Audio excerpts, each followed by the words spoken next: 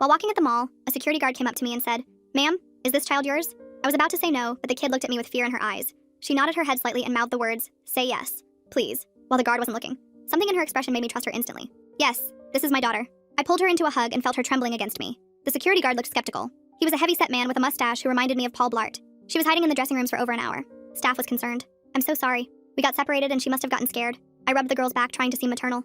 "You know how kids are." He studied us both for a long moment. The girl buried her face in my shoulder and I could feel her heart racing against my chest. Finally, he nodded and walked away, but I noticed he spoke into his radio as he left. We didn't have much time. As soon as he turned the corner, I knelt down to the girl's level. She had dirty blonde hair and a messy ponytail, and her Pokemon Eevee t-shirt had stains on it. Dark circles under her eyes made her look older than she probably was. Her eyes kept darting around like she expected someone to jump out at any moment. "Are you safe?" I asked quietly. She shook her head. "There's someone who took my mom and I'm scared they'll take me too." My heart started racing, but I tried to stay calm for her.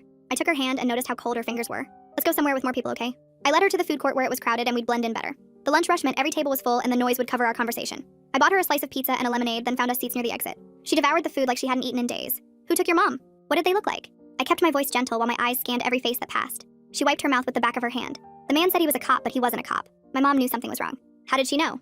I asked while watching a man in a maintenance uniform push a garbage cart past us. The girl took a sip of the lemonade I'd bought her. Her hands shook slightly as she held the cup. "She used to be a cop." She said his badge looked fake and his uniform was wrong. The shoulder patches were for a different county and his belt only had handcuffs. "What happened then?" I noticed the same security guard from earlier standing by the Panda Express watching us. We were shopping for my birthday when he approached us.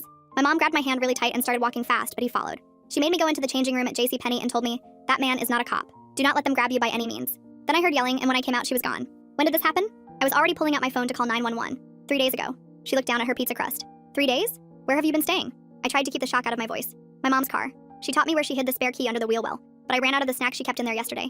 The girl's eyes filled with tears, but she blinked them away like she was used to being strong. I was dialing 911 when she suddenly grabbed my arm. Her small fingers dug in with surprising strength. "He's here. The fake cop is here." My thumb froze over the call button. I looked around but saw only normal mall shoppers. Families with strollers eating orange chicken. Teenagers taking selfies by the fountain. A man in a suit checking his phone by the ATM. I don't see anyone in a police uniform. He changed clothes, but I know his face. He limps a little on his left side. And his shoes. My mom taught me to memorize details. Black dress shoes with a scuff on the right toe. She was practically hyperventilating now.